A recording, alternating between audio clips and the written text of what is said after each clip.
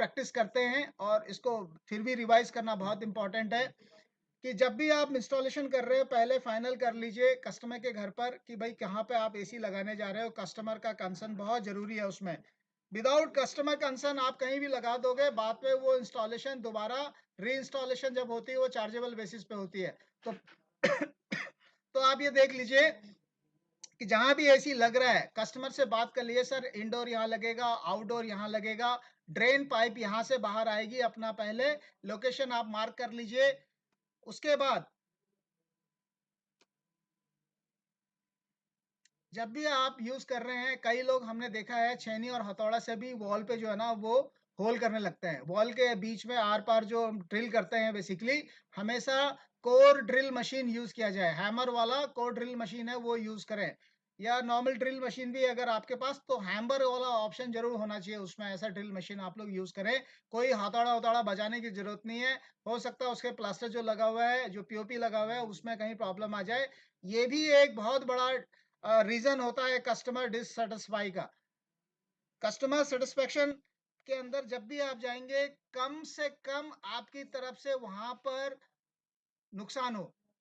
कुछ ऐसी चीज़ें ना हो जिससे कस्टमर आपको टोके, आपको रोके। अगर आपको टोक दिया, रोक दिया तो इसका मतलब आप वो बेसिक फ़ॉलो नहीं कर रहे हैं। बेसिक फ़ॉलो आप बेड पे चढ़ रहे हैं, कहीं पे सोफ़े पे चढ़ रहे हैं, तो ज़रूर उससे न्यूज़पेपर माँगिए। ज़रूर उससे बोलिए पुराना कोई बेड शीट है तो इस पे बिछा लीजिए सर। जब भी आप ड्रिल कर रहे हैं तो ड्रिल बिट के नीचे न्यूज़पेपर ज़रूर रखिए। सम टाइम देखा क्या गया है, लोग ड्रिल करते हैं और ऊपर से सारा का सारा जो डस्ट आ रहा था वो दीवार पे लग जाता है। और मैं इंस्टॉल करके आ गया, ये तेरी प्रॉब्लम है भाई ये। लेकिन वो जो उसने महँगा पेंट करवाया हुआ है, उसका नुकसान हम करके आए हैं। कहीं न कहीं ये भी कस्टमर के दिमाग में एक छाप छोड़ के जाता है कि भाई जो बंदा आया था वो वेल ट्रेन्ड, कंपनी का ट्रेंड बंदा तो नहीं था। तो हमेशा जब भी आप काम करने जाते हैं, अपनी छाप छोड़ के आइए। आप जो भी काम करेंगे, अगला कस्टमर जो है ना नेक्स्ट टाइम बाय नेम आपको बुलाएगा कि भाई इस बंदे को ही भेजो आप। तो ये बहुत इम्पोर्टेंट है कि जो भी आप कस्टमर के यहाँ करके आएँगे, कस्टमर को दे के आएँगे। दे के आने का मतलब जो भी हमने उसको दिया, दिया कैसे? लूज़ स्टॉक किया। ऐसी इन्फॉर्मेशन दे दी जिसका कुछ कहीं नहीं है हिसाब-किताब। बाद में वो परेशान रहा कि वो ढूँढता रहा उसमें वो है कहाँ? तो ये चीज़ों से बचना है। तो कई बार हम लोग ऐसी चीज़ें भी करके आ जाते हैं कस्टमर के यहाँ पे कुछ टाइम के लिए अपनी जान छुड़ाने के लिए, मैं निकल जाऊँ बस उसके बाद तो कुछ होता रहे फिर देख लेंगे। ऐसा नहीं होना चाहिए। तो जब भी आप काम करके आएँ, ऐसा काम करके आएँ, बी ट्रांसपेरेंट, हर चीज़ को जो है वो बड़ी ही अच्छे से तरीके से करना है। तो बेड पे आप चढ़ रहे हैं, सोफ़ा पे चढ़ रहे हैं तो बेडशीट ले लीजिए, न्यूज़पेपर रख लीजिए ताकि आप उसके ऊपर चढ़ें। और आपके शूज़, कई बार जो हमारे सॉक्स होते हैं, शूज़ बाहर उतारते हैं, स्मेल आ गई, तो वो इन चीज़ों को बहुत सारी चीज़ें हैं, इनको आपको ध्यान देना है। साथ में नेक्स्ट हमेशा जो है वो करेक्ट टूल का इस्तेमाल करें। जो भी हमारे टूल्स हैं, उनको टूल्स हमारे हेल्थी टूल्स होने चाहिए। पता चला जो मेरा नोज़ कटर है, जो कटर है आपका ट्यूब कटर, वो ट्यूब कटर के अंदर धार नहीं है या ट्यूब के अंदर जो है वो सही से पता चला उसके दोनों जो आपस में जो उसमें रोल लगा हुआ है वही लूज है। जब आपने कटिंग किया तो वो लेयर जो है उसकी लेफ्ट राइट हो रही है। तो टूल्स जितने भी हैं आपके, वो आपके पास हेल्थी टूल्स होने चाहिए। देखो, आप जब काम करते हैं ना, अगर आपके टूल्स प्रॉपर हैं तो आपका भी काम में भी वो परफेक्शन नजर आएगा। जहाँ टूल्स की जगह पे आपने जुगाड़ टेक्नोलॉजी स्टार्ट किया, वो जुगाड़ कहीं न कहीं आपके काम को बिगाड़ेगा। ओके? तो इन चीज़ों को ध्यान देना है, टूल्स बहुत ज़रूरी है प्रॉपर होना। Then make sure pipe route with the correct tools. आपके पास जो बेंड कर रहे हैं आप पाइप को, तो बेंडर प्रॉपर बेंडर होना चाहिए आपके पास। कई लोग जो है मैंने देखा है कि उसको हाथ से ही अपना आइडिया से बेंड कर रहे होते हैं, तो ये भी एक बहुत बड़ी प्रॉब्लम है, ऐसा नहीं करना चाहिए। देन आउटडोर का जो स्टैंड लगाते हैं, इंडोर का स्टैंड लगाते हैं, ड्रेन पाइपिंग का ध्यान दीजिए। कहीं ऐसा ना हो कि मशीन हल्का सा टिल्ट है और सारा पानी जो है वो पानी जो है बैलेंस सारा जो है रिटर्न रूम के अंदर गिर रहा है। तो जब भी ड्रेन पाइप आप लगा रहे हैं, मशीन को हमेशा झुकाव उस साइड दीजिए माइनर सा, ताकि स्लोप में पानी आपका बाहर निकल जाए। आउटडोर स्टैंड जब आप लगाते हैं, ध्यान दीजिए कि दोनों स्टैंड जब वॉल पे आप लगा रहे हैं तो दोनों का लेबलिंग सेम होना चाहिए। कहीं ऐसा ना हो कि मशीन लगाई जब चले वो तो वाइब्रेशन हो, उसमें नॉइस का इश्यू आ जाए। आफ्टर इंस्टॉलेशन, इंस्टॉलेशन के बाद इसमें क्या है, कमीशनिंग का प्रोसेस स्टार्ट करेंगे। तो कमीशनिंग प्रोसेस के अंदर सबसे पहले हम लोग लीकेज टेस्ट करना है। लीकेज कहाँ, जो फ्लेयर हमने बनाया है वही एक पार्ट होता है जहां से आपको लीकेज जो है चेक करना है, क्योंकि वही एक नया चीज आपने वहां पे किया है। बाकी नया न्यू पैक मशीन में कहीं भी लीकेज की शिकायत नहीं आती है। तो ऑलवेज जॉइंट पे ही आपको जो है वो लीकेज टेस्ट करना होता है। तो नाइट्रोजन का यूज करें।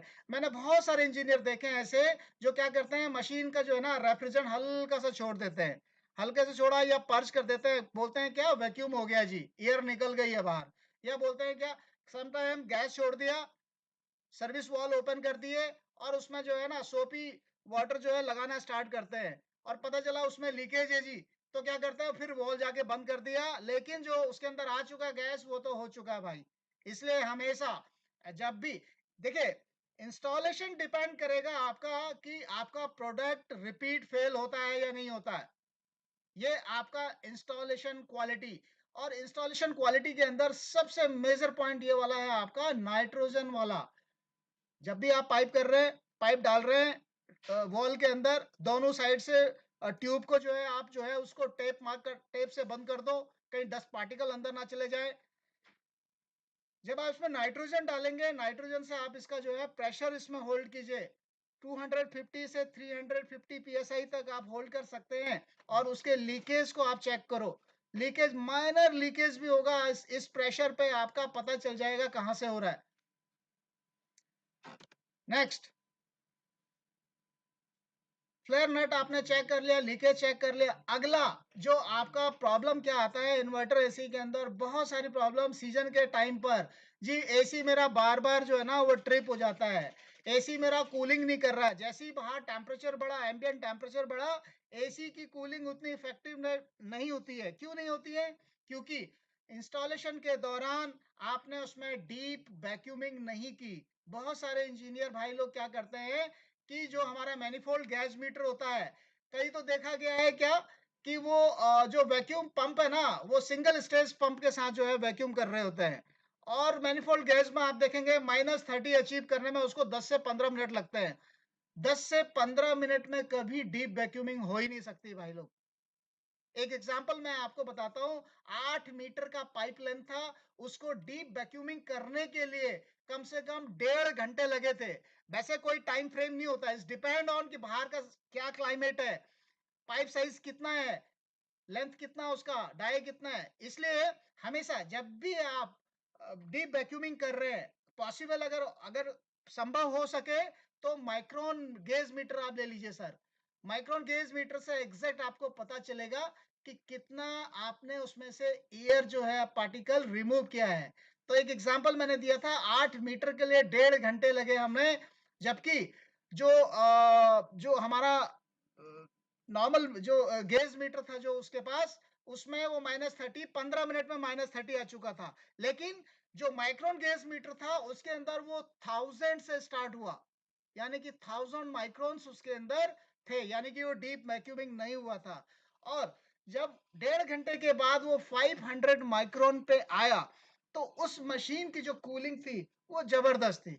उसका ग्रिल टेम्परेचर बहुत बढ़िया था, 7 to 8, यानी 9-10 के आसपास उसका ग्रिल टेम्परेचर हमने रिकॉर्ड किया है ना। तो डीप वैक्यूमिंग डिसाइड करेगा, क्योंकि R32 410 के लिए डीप वैक्यूमिंग बहुत इंपॉर्टेंट पार्ट है। अगर आप चाहते हैं कि भैया मशीन बार बार फेल हो, बार बार वो आपको परेशान करे, कंप्लेंट लिखवाए, परेशानी रहे कस्टमर, एक दिन ये नौबत आ जाए कि वो मशीन उतार के फेंक दे और बोले कि भाई दूसरा लगा लेता हूँ। तो ये वाला आपको डीप वैक्यूमिंग बहुत जरूरी है। ज्यादा से टाइम आप लगाइए डीप वैक्यूमिंग के अंदर। डीप वैक्यूमिंग होने के बाद फिर आप उसमें जो है अपना रेफ्रिजरेंट आप जो है सर्विस वॉल ओपन कर दीजिए। सर्विस वॉल ओपन करने के बाद तो देखिए, आपने क्या कर दिया, लीकेज टेस्ट हो गया, उसके बाद डीप वैक्यूमिंग आपने कर दिया, तो अब आपने उसमें गैस भी छोड़ दिया। अब गैस आप छोड़ सकते हैं, क्योंकि अब ना तो उसके अंदर वैक्यूमिंग की जरूरत है, एयर निकल चुकी है, लीकेज पार्ट भी आपने क्लियर कर दिया है। नेक्स्ट। फिर उसके बाद अगला जो इंपॉर्टेंट पॉइंट है, कई सारे लोग जो है ना, लग गया जी, लो जी साइन करो, चेक करो और निकल लेते हैं।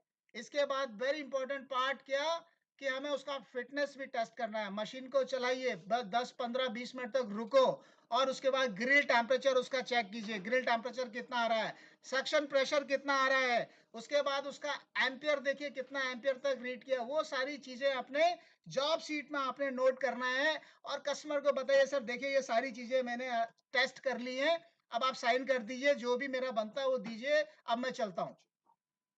तो ये सारी चीजें आप जब कर देंगे, एक चीज और इसमें है इंपॉर्टेंट है क्या, कि रिमोट के अंदर जो की फीचर्स हैं, जो हॉट सेलिंग पॉइंट फीचर्स जो डीलर ने उसको बेचा है, आप अगर वो बता के नहीं आएंगे, एक गुब्बारा जो सेल्स टीम ने और मार्केटिंग टीम ने और जो मार्केट में जो सेल कर रहा है डीलर ने, जो कस्टमर का गुब्बारा फुला के भेजा था, अगर वो चीजें आप उसको नहीं बताएंगे अगर, तो क्या होगा, यार एसी तो लग गया है लेकिन वो प्लाज्मा क्लस्टर कैसे ऑन होता है वो तो बताया नहीं उसने। तो ये सारी चीजें आपने उसको बतानी है कि सर ये रिमोट देखिए, इसमें प्लाज्मा क्लस्टर है, ये लाइट जलेगी, जैसे प्लाज्मा क्लस्टर आप दबाएंगे मशीन के अंदर ये लाइट जलेगी, सर आपका प्लाज्मा क्लस्टर ऑन हो गया, अब आप एसी को चला सकते हैं, ये इसका फैन स्पीड है सर, ये इसके अंदर बेबी मोड है, कैसे काम करता है ये। ओके, तो ये सारी चीजें बहुत इंपॉर्टेंट है। और जिस एरिया को आप छोड़ने से पहले, कस्टमर घर छोड़ने से पहले, उसके उस वर्क एरिया को क्लीन करके जरूर जाओ जहां से आपने वो न्यूज़पेपर रखा था। मैडम सर बताइए ये डस्ट कहाँ पे डालूं, वो बोलेगा ये डस्टबिन है, डाल दीजिए उस डस्टबिन के अंदर। उसके बाद जिस न्यूज़पेपर में आप खड़े थे उसको उठाओ, बड़े तरीके से फोल्ड करके उनको बोल दिए सर ये यहाँ रखा हुआ है मैंने, जो गंदा है इसके अंदर डस्ट पड़ा हुआ है। तो ये सारी चीजें जब आप करेंगे तो कस्टमर क्या होगा, आपके ऊपर भी फेथ करेगा, आपके क्वालिटी इंस्टॉलेशन के ऊपर भी फेथ करेगा, और सबसे बड़ी चीज ब्रांड के ऊपर उसका फेथ होगा। अगर ब्रांड के ऊपर फेथ होगा तो वो 10 जगह जाके उसकी क्या करेगा, पब्लिसिटी करेगा। तो हमारा जो ट्रू ब्रांड एम्बेसडर है वो हमारा कस्टमर होता है।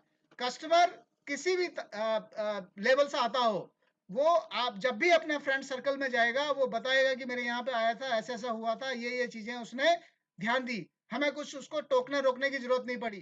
तो ये बहुत इंपॉर्टेंट पार्ट है कि ब्रांड ही हमारा जो है वो प्रमोशन का सबसे फर्स्ट और ट्रस्टी जो है वो हमारा कस्टमर है।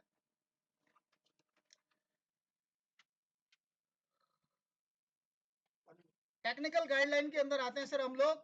अब बात करें इसमें इलेक्ट्रिक कनेक्शन की, तो शार्प इन्वर्टर और फिक्स स्पीड जितने भी हमारे एसी हैं, हमारे जो सप्लाई है वो इंडोर से आउटडोर के लिए दिया हुआ है, आउटडोर से इंडोर के लिए नहीं है, इंडोर से आउटडोर की सप्लाई है। और हमेशा जो है ना वो 4 कोर केबल यूज करें, हमेशा 4 कोर केबल यूज करें। 4 कोर केबल क्यों जरूरी है, बेसिकली अर्थिंग बहुत जरूरी है। लाइव, न्यूट्रल, कम्युनिकेशन और अर्थ, ये 4 केबल होनी बहुत जरूरी है। इसको आप लगाएंगे इंडोर और आउटडोर के बीच में कनेक्शन। और जब भी आप कनेक्शन लगाएं तो आप टर्मिनल बॉक्स के ऊपर देखें जरा, यहाँ पे लिखा हुआ है इसने एन, एन का मतलब हो गया न्यूट्रल, 1 का मतलब हो गया फेस, 2 का मतलब हो गया आपका क्या, कम्युनिकेशन, जिसे सिग्नल कहते हैं आप। और अर्थ का पॉइंट लगना जरूरी है। तो ये तो इंडोर इंडोर यूनिट का व्यू था। अब आउटडोर यूनिट का व्यू दिखाता हूँ टर्मिनल बॉक्स का। यहाँ पर आप देखें एन जो है आपका न्यूट्रल, कलर कोटिंग वाइज आप इसको करेंगे। कभी भी जो ना वायर कोशिश करो एक सिंगल वायर आप यूज करें, बीच में ज्वाइंट वाला वायर यूज ना करें। एन 1 2, एन का मतलब न्यूट्रल, 1 का मतलब फेस, 2 का मतलब हो गया आपका सिग्नल यानी कि कम्युनिकेशन वाला। और अर्थिंग जो है बॉडी पे आप इसको अर्थिंग कर सकते हैं सर। कम्युनिकेशन को चेक करने के लिए वोल्टेज से आप देखेंगे, अगर इसको हमेशा मीटर को जो है वो डीसी रेंज पे रखिए, 200 डीसी रेंज की रेंज पे आप मीटर को सिलेक्शन करेंगे। और न्यूट्रल और 2 नंबर पे आप जब आप लगाएंगे तो ये वोल्टेज आपके 25 volt to 15 volt, 25 volt to 15 volt, 15 volt to 25, इस तरह से ये वोल्टेज आपके फ्लक्चुएट करेंगे।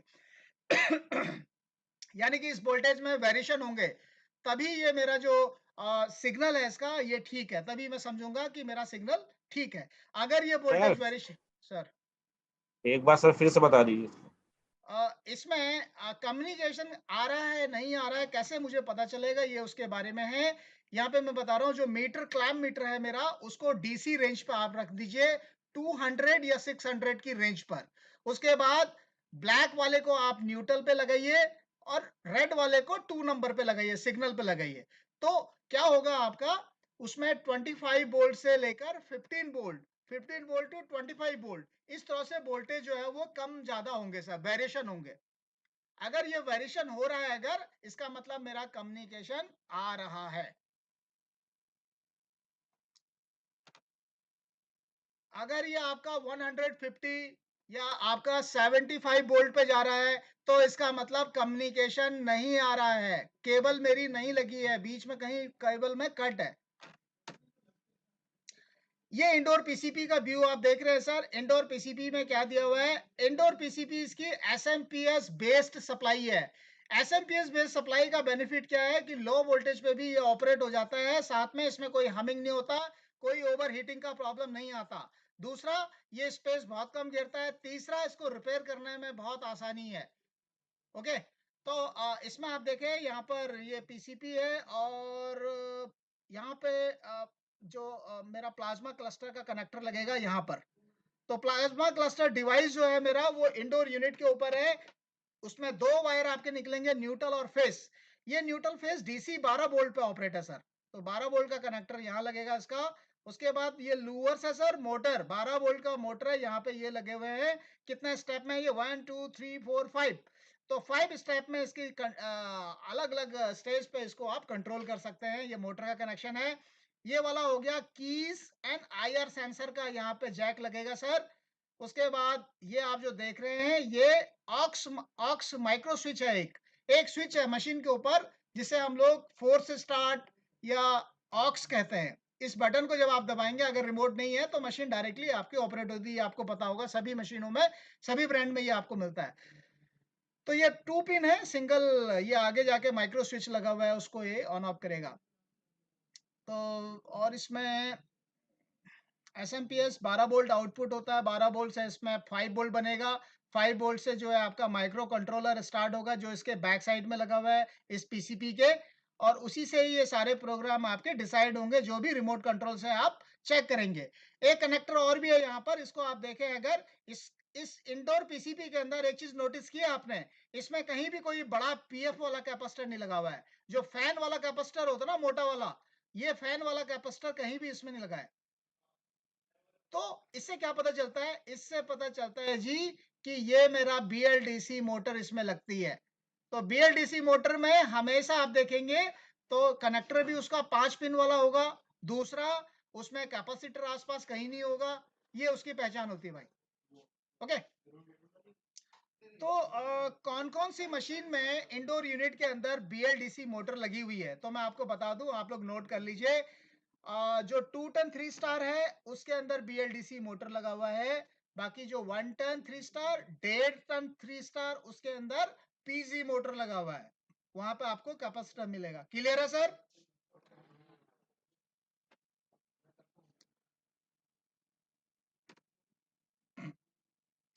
ये इसके फॉल्ट फाइंडिंग है सर। ये कहता है set that no power indication in indoor unit. Indoor unit के अंदर ना कोई लाइट इंडिकेटर नहीं जल रहा है। तो सबसे पहले मैं क्या करूंगा, टर्मिनल बॉक्स के ऊपर यहाँ पे वोल्टेज चेक करूंगा। एन और 1 नंबर पर एसी रेंज पर रख के मीटर को चेक करूंगा, 220 240 वोल्ट आ रहे हैं क्या। अगर आ रहे हैं तो प्रॉब्लम आगे की तरफ है। फिर अगर नहीं आ रहे हैं तो प्रॉब्लम पीछे की तरफ। पीछे कहाँ, पावर सॉकेट और नीचे स्टेप, जो अगर स्टेबलाइजर लगा हुआ है तो वहां उस साइड चेक करो। और अगर यहाँ वोल्टेज आ रहे हैं, तो उसके बाद आगे क्या चेक करना है वो आप देखिए। आगे आप चेक करेंगे किसके ऊपर, ये ब्रिज रेक्टिफायर है, इसके 1 और 2 नंबर पर आप जब वोल्टेज देखेंगे यहाँ पर, तो आपको 220 वोल्ट मिलने चाहिए। अगर नहीं आ रहे हैं तो जरा रुकिए, फिर से आप पीछे की तरफ जाइए टर्मिनल बॉक्स को। इस टर्मिनल बॉक्स को आप ओपन करेंगे, तो इसके बैक साइड में छोटा सा फ्यूज लगा हुआ है। ये फ्यूज जो है बेसिकली थर्मल फ्यूज है। जब भी आपका ये जो टर्मिनल बॉक्स है, ये 2 चीजें कर रहा है भाई। एक तो उस सर्किट के अंदर अगर शॉर्ट सर्किट है, हो जाएगा ही, तो वो फ्यूज ओपन हो जाएगा। एक, दूसरा, ये जो टर्मिनल बॉक्स है, अगर ये किसी रीजन से ओवर हीट होता है, तब भी ये फ्यूज ब्रेक हो जाएगा। तो फायर के चांसेस नहीं होंगे। तो इसके दो बेनिफिट है, एक कि ये इसके टेम्परेचर को भी मॉनिटर कर रहा है। अगर इसका टेम्परेचर हीट, क्योंकि इसके सरफेस के साथ जो है ये टच करके इसको लगाया गया है ताकि ये इसके हीट टेम्परेचर को नोटिस करता रहे।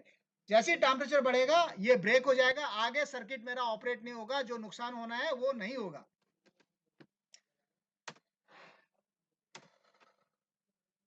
एक एक करके चेक करने की बात कर रहा है, ये आप देख लीजिएगा। किसी कोई क्वेश्चन है इसके ऊपर?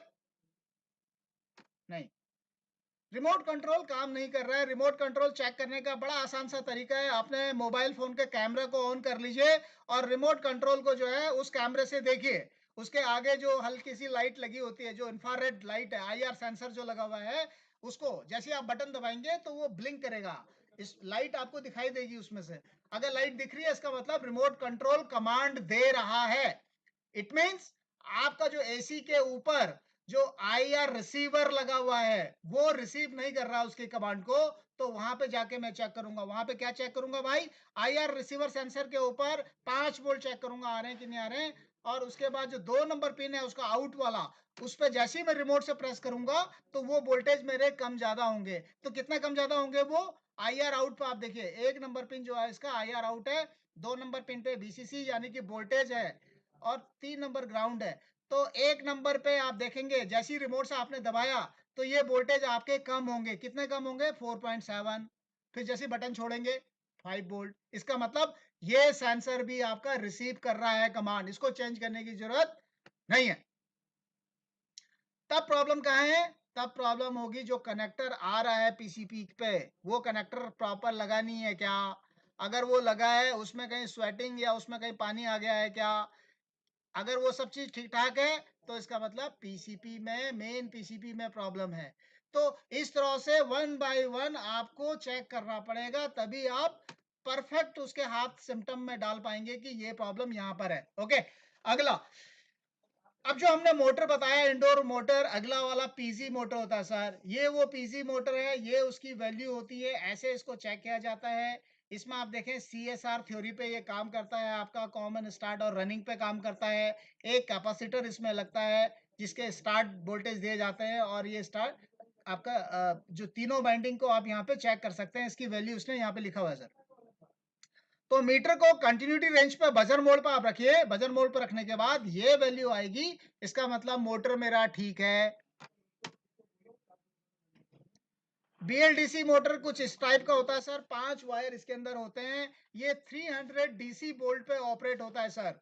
ग्राउंड थर्ड वाला जो जैक है इसका, वो 15 वोल्ट आता है। ये 15 वोल्ट किस लिए? इसके अंदर भी एक आईसी लगती है, उस आईसी को ऑपरेट करने के लिए 15 वोल्ट। आने दे, मैं वही ऐसा नहीं क्या उनको बहुत तेज आ रही है, वापस लगा हूं। आपका तो ईयरफोन लग रहा है कान में, बट उन्हें बहुत तेज आ रही है। फोन दूर रखा बनने वाला है।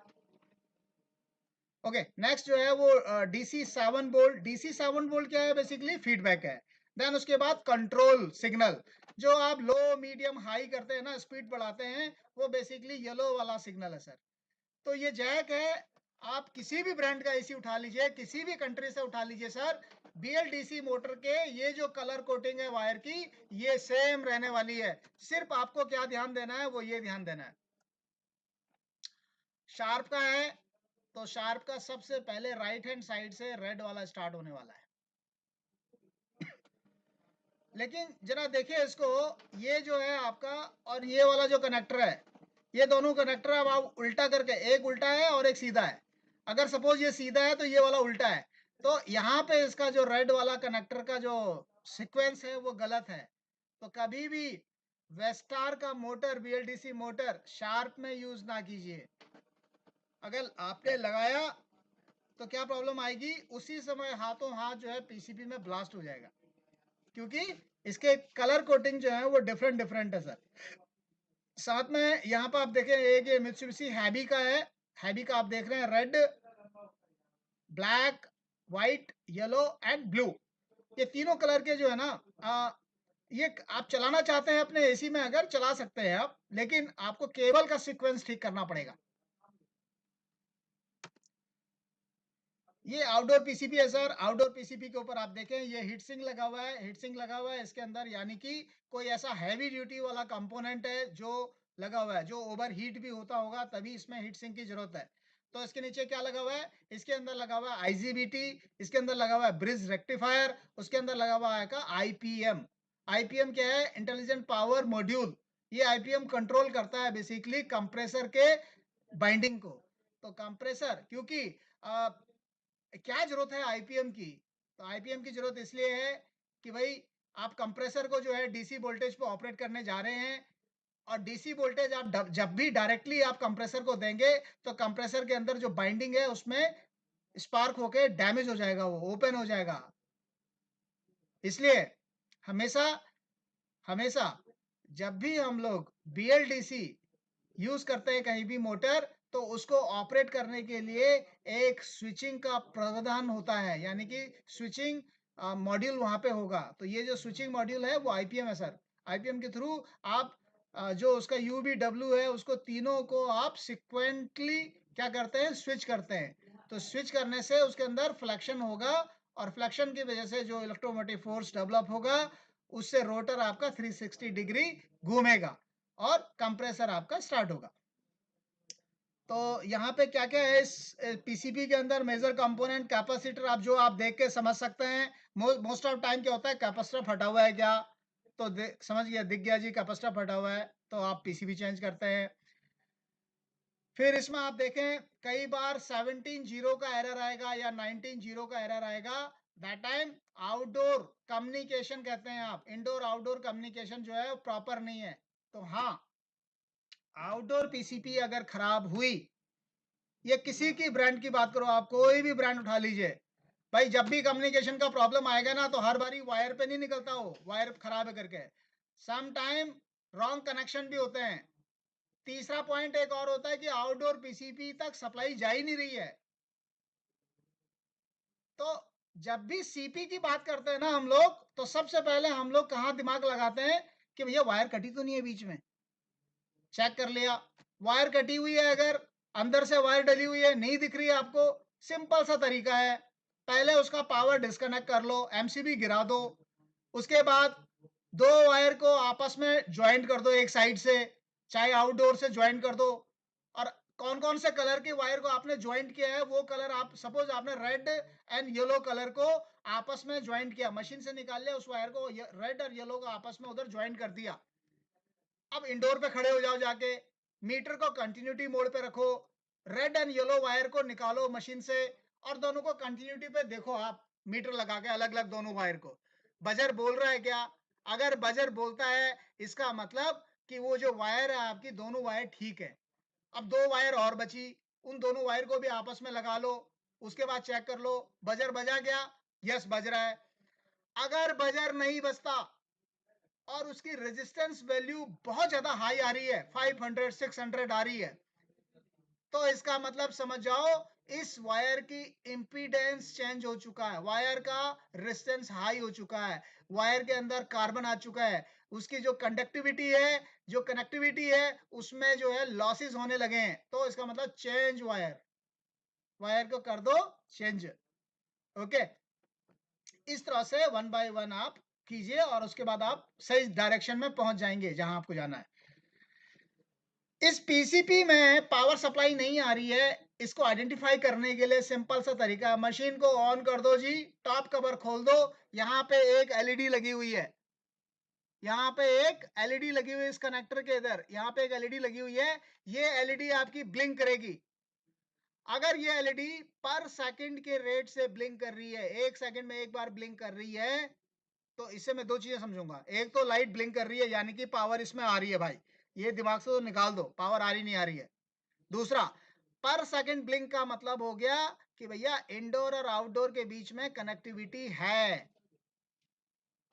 और अगर वो एलईडी आपकी एक सेकंड में 3 बार ब्लिंक हो रही है, तो इसका मतलब आउटडोर पीसीबी को इंडोर पीसी के बारे में पता ही नहीं है, कुछ हो ही नहीं रहा उसको, वो अभी भी वेट कर रहा है कि कम्युनिकेशन सिग्नल आए। ठीक है, तो इस तरह से one by one step by step हम लोग चेक करेंगे। भाई आप किसी डॉक्टर के पास जाते हो, एक फुटपाथिया डॉक्टर के पास जाते हो, बोलते हो सर मेरे को ना उल्टी हो रही है, तो वो क्या करेगा, चलो ठीक है जी, ये दवाई खा लो। एक एमबीबीएस डॉक्टर के पास जाएँगे हॉस्पिटल में आप, उसके पास जाएँगे, वो बोलेगा सर एक काम करो आप ना ये टेस्ट कराओ पहले। तो वो जो टेस्ट जो देता है करने के लिए बेसिकली, वो आपका डीप डिटेल में जाके देखना चाहता है कि प्रॉब्लम कहाँ है। तो हमें वो डॉक्टर बनना है पूरा डीप डिटेल में जाके। अक्कड़-बक्कड़ नहीं खेल रहा है कि ये चेंज कर दो, ये चेंज कर दो, ये चेंज कर दो। प्रॉब्लम वहाँ पे आती है जहाँ पे हम लोग जो है ना डायरेक्टली बोलते हैं कि कॉल लोड बहुत ज़्यादा है, बहुत सारी कॉलें हैं और इसको भी पेंडिंग कर दो, अगली बार लेके गए वो भी खराब है। सम टाइम हम लोग फ़ोन पे होते हैं, पूछ रहे होते हैं भाई क्या प्रॉब्लम है, कहाँ पर है? इंजीनियर भी उसको भी पता है यार मेरे कॉल पे निकल रहा है, ये तो बंदा वहाँ बैठा हुआ है फ़ोन पे